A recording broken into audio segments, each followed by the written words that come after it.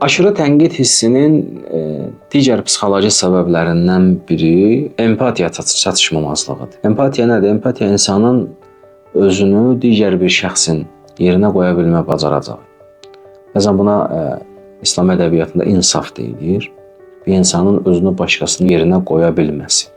Buna empatiya deyilir psixologiyada. Aşırı tənqidçi insanlar adətən başqa şəxslərin, tənqid etdiyi insanların duyğularını və keçirəcəkləri hissləri nəzərə ala bilmirlər. Ki, mən bu tənqidi deyən zaman həmin şəxsdə hansı hiss yarana bilər, hansı duyğu yarana bilər, hansı emosional təzyiq və baskı onda ola bilər. Bu şeyləri nəzərə almadan hey tənqid eləməyə maraqlı olurlar.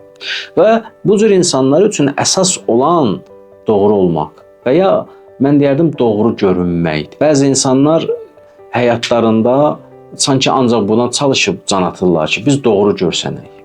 İnsanın doğru görsənməsi üçün yalnız başqasını tənqid etməsi yanlış olan davranış tərzlərindən biridir. Çox zaman tənqidlərin altında dayanan məsələ budur, empatiya çatışmamazlığı.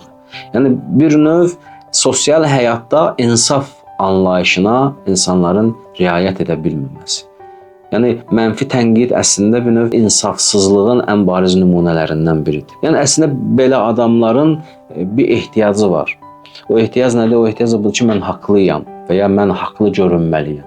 Mən haqlı görünməliyəm, mən haqlı olmalıyam düşüncəsinə olan ehtiyacları həmin insanların bəzən tənqidçi olmasına gətirib çıxarır. Belə düşünür ki, mən daha çox tənqid etməklə daha çox haqlı olacam.